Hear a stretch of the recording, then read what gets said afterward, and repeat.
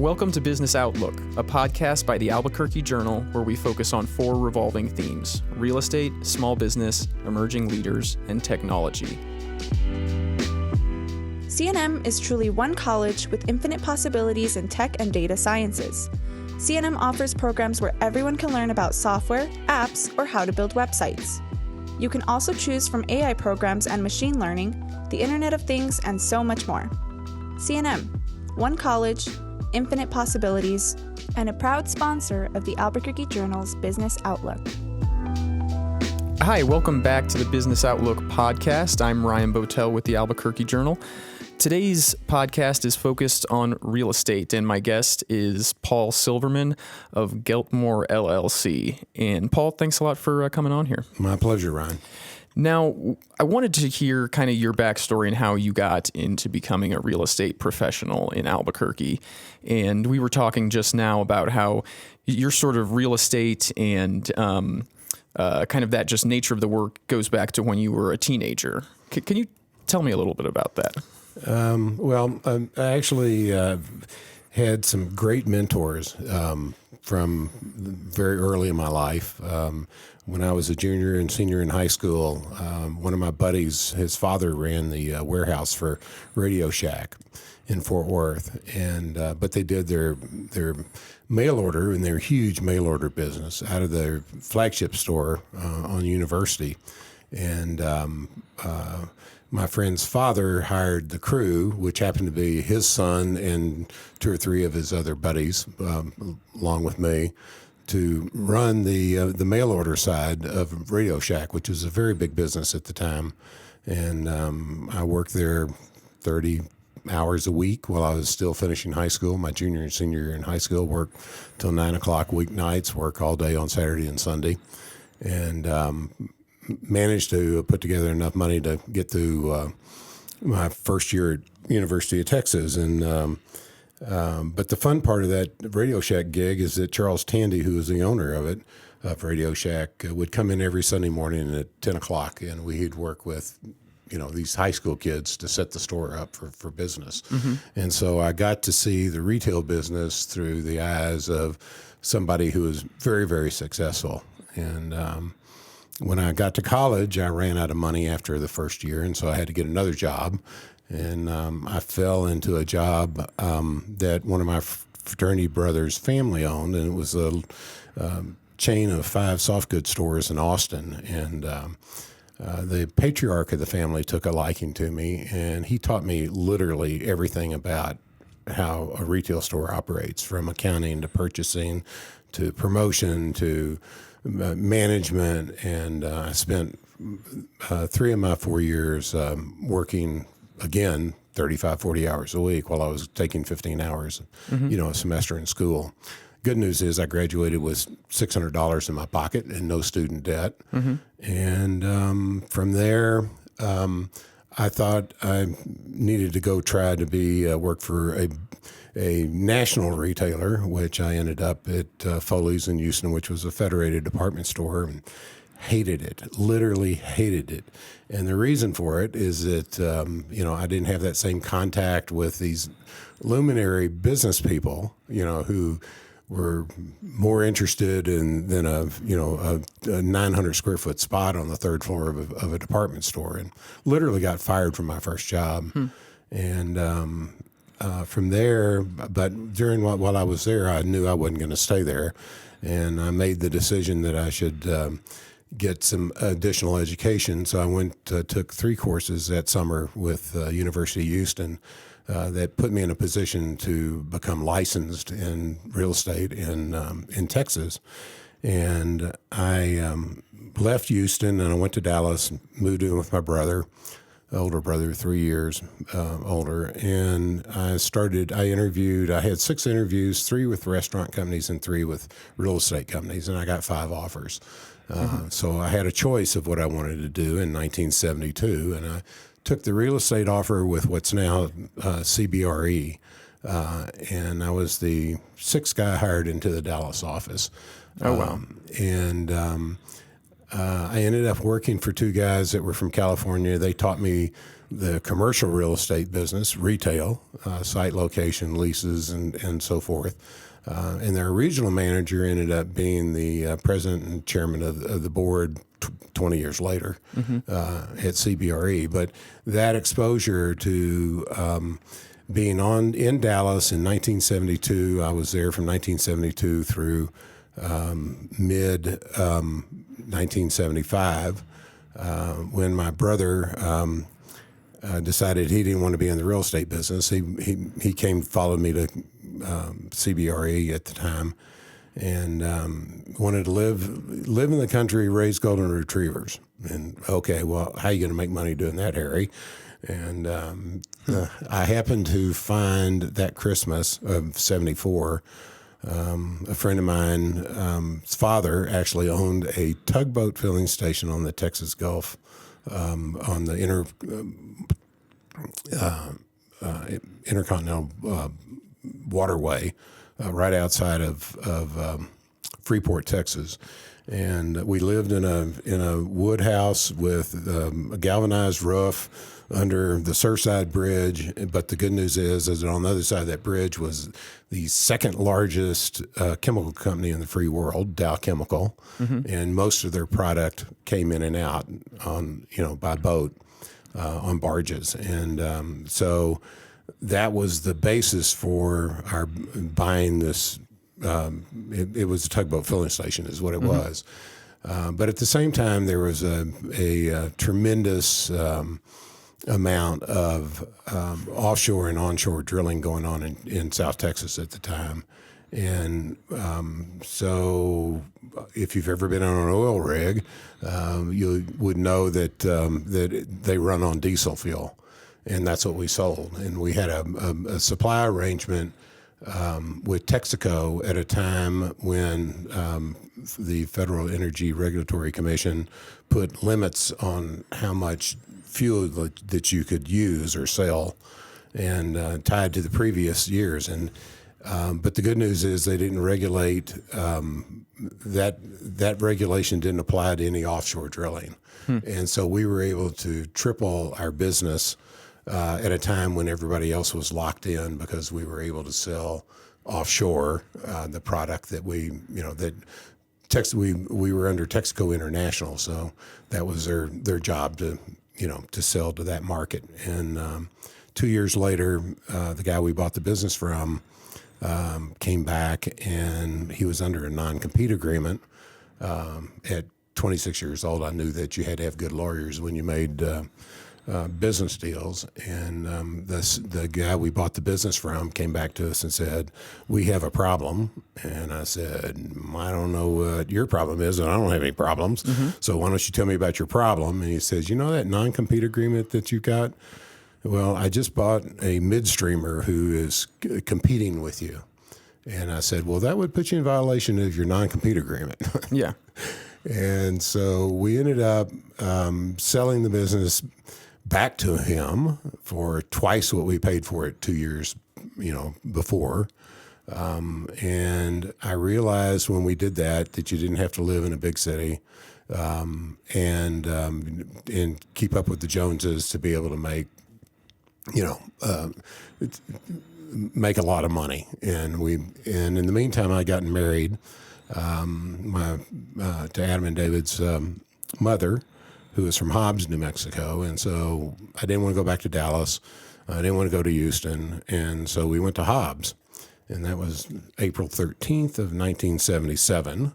And thinking we'd only stay there for a few months till we figured out, what we wanted to do. Ended up staying there 8 years, having two kids. In the meantime, I did 2 mobile home parks down in Hobbs. I did some workforce housing, single family. But after about 10 months of that, I decided that I shouldn't be doing that. And what I really needed to do is get back into the commercial real estate business. Yeah. And I wanted to before we go on, Yeah. when you were, you're in your 20s, you're in Texas working as a commercial real estate broker. Were there any just key investments or business deals that you made that you learned a lot from that really influenced you? Or likewise, were there also some just investments that you look back on and were like, what was I thinking? Well, as a broker, you're representing sellers or property owners and people and tenants that want to occupy that property. And so, because of the two guys that I was working under with CBRE, they introduced me to a lot of the major retailers in the marketplace at that point in time, anchor tenants for shopping centers, basically. But maybe the most fortunate thing that happened to me is that my second day at work, I met the first person outside of the CBRE office who was with the Trammell Crow Company. He had just been anointed to take over the retail program for the Trammell Crow Company. And he became really my first, best, and biggest account or client while I was at CBRE. But then when I left and went to Freeport, I was out of the market, and then it spent a year and a half in Hobbs, and I was basically out of the market. But once I decided I wanted to get back into the commercial market, I scoured West Texas and New Mexico and came up with a couple of unbelievable sites. One of them was across the street from Mesilla Valley Mall in Las Cruces, and the other one was across the street from Permian Mall in Odessa. And I convinced my friend at Trammell Crow Company to come out and take a look at the opportunities, and we ended up forming an outhouse partnership, which was normally you'd work for the Trammell Crow Company, but because I was at a position, I'd put myself into a position at that point financially where I didn't need all of the Trammell Crow Company, I just needed a part of it. And so this outhouse partnership lasted through the first 5 projects that we did, which were all in New Mexico, and were some really significant projects. Probably the most significant was the one, what's now called 125 Lincoln and 150 Washington in downtown Santa Fe. And we bought a shopping center out on Ceres Road. We converted a major retail building into a bank back office that we needed to get off the downtown site so that we could demolish the buildings to build the 125 and 150 buildings. We bought a distribution warehouse here in Albuquerque, and 11 years later, the Trammell Crow Company decided they wanted to pivot into not being the Trammell Crow Company. And I had developed 26 projects that probably had a market value of somewhere in the range of $200 million. Okay. And the partnership broke up, and at that point in time, I was in a position where I took back the Geltmore name to create Geltmore LLC, which as a real estate development company, and we started from scratch, and that was May of 1991. Okay. So an outhouse project that's like a term. It's not. Well, yeah, that's. It's like you had a lot of success with outhouses. Yeah, I have, as a matter of fact. But we were an in-house project is where everything was done within the Trammell Crow Company. Yeah. An outhouse project is where you're coming from the outside and partnering with the Trammell Crow Company. And my job was to do everything on the ground. Their job was to finance it. And so we had a 60-40 split on various fees. In some cases, it was 60% one way, and the other was 40% one way.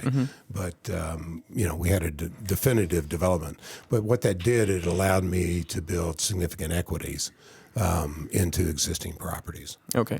And your decision to come to New Mexico, because a professional who does what you do, I would imagine that, you had opportunities to live in Dallas, Houston, and Hobbs. I would imagine there's more money in Dallas and Houston than Hobbs, but you wanted to start a family there. Why was that? Well, it was really a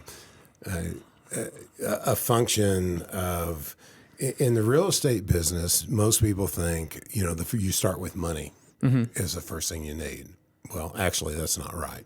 Okay. Money is the last thing you need.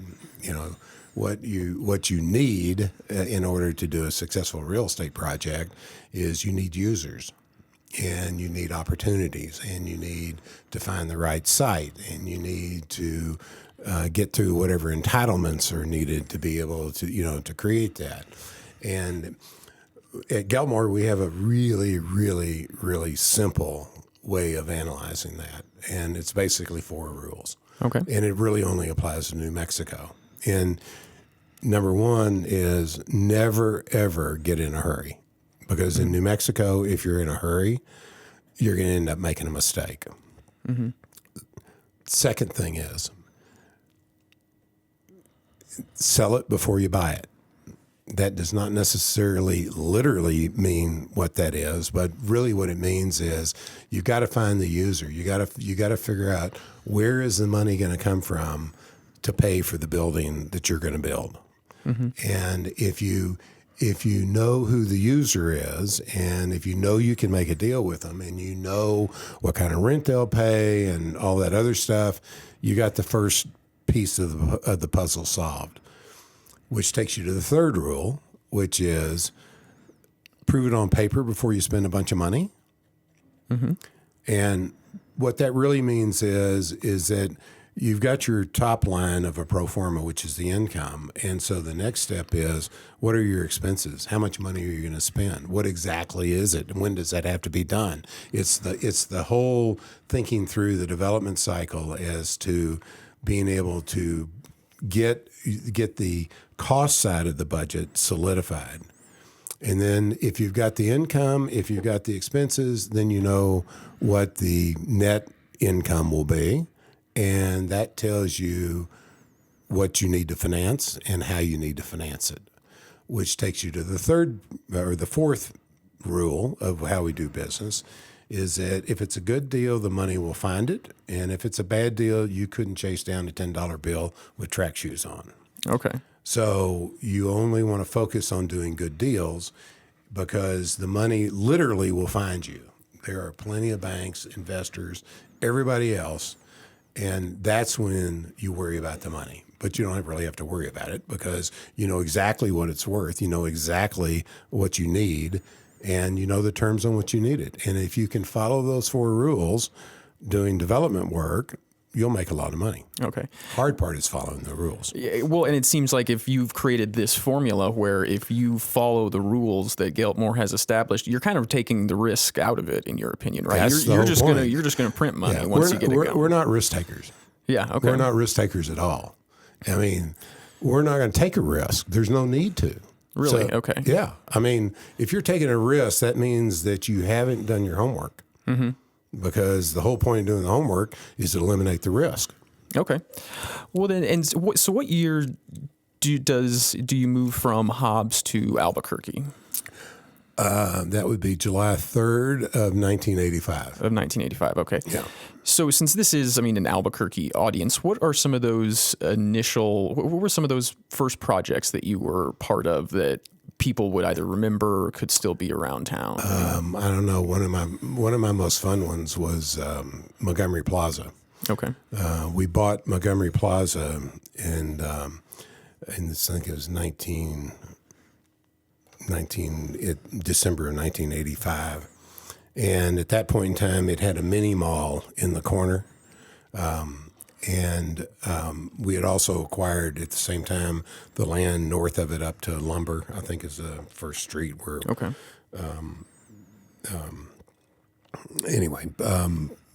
And we demalled the mall and then put Burlington Coat Factory in that corner. And then we built the buildings out front along Montgomery and San Mateo. And we built the buildings to the north with the theater. And we had a toy store originally in what is now where Dion's is located. And that was a $24 million project at the time. Mm-hmm. But it was a lot of fun because I was getting to tear shit up and, and put it back together in a better format that was, created, a very solid piece of real estate. So, and then I developed Four Hills Village out at Central and Tramway with the theater and Smith's grocery store at the time.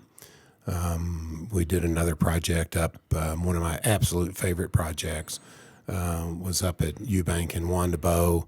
The shops at Mountain Run, which is it's on faces Juan de Beau, and right at the cross street. But anyway, it was an opportunity to build a strip center that was very unique at the time because we had designed individual storefronts so that it looked more like it was a row of shops, than it was a strip center. Still one of my favorite pieces of product. We also did some industrial down along south of Home Depot and Sam's and Costco on Alexander. Alexander's a side street between Home Depot and Costco south of Montano, where we did another home improvement store, which ended up being Blue Cross Blue Shield's headquarters. There's two good-sized industrial buildings behind that, and a what we call the service center on the south side of Alexander, with the office in the front, warehouse in the back. And I would imagine just for some of the there was probably some excitement. I mean, those were undeveloped areas in the 80s. I mean, Albuquerque really hadn't been built out like it was now, and you kind of see and have an eye to see future users of an area and apply your formula. The fellow that I mentioned that ended up being the chairman of CBRE when he was the regional manager over Texas. He interviewed me before I got the job, and he said, "Do you know what the job of a good real estate guy is?" Really had no idea. And so I gave whatever came out of my mouth was obviously not the right answer. And he said, "No, it's none of that." He said, "Your job is to look at a vacant piece of property and understand what needs to be on that piece of property. Mm-hmm. If you can do that, you'll be very successful in the business." Yeah. And so when I was in college, I worked for a geography professor who was doing an origin and destination study in Indianapolis, of all things. I had no idea what an origin and destination study was, mm-hmm. but what it turns out is that where do the people live and where do they work and how do they get there? And so that was one of the things that really stayed with me and caused me to analyze every city I've ever been in. And I've been in a lot of cities in a lot of countries, but they all work the same way. It's all about where do people live, where do they have to go, and how do they get there. That involves every facet of the real estate industry.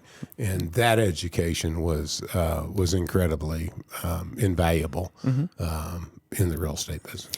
And you've made a successful career out of it, and your sons have joined you at Geltmore. It's become a family business. It is a family business. And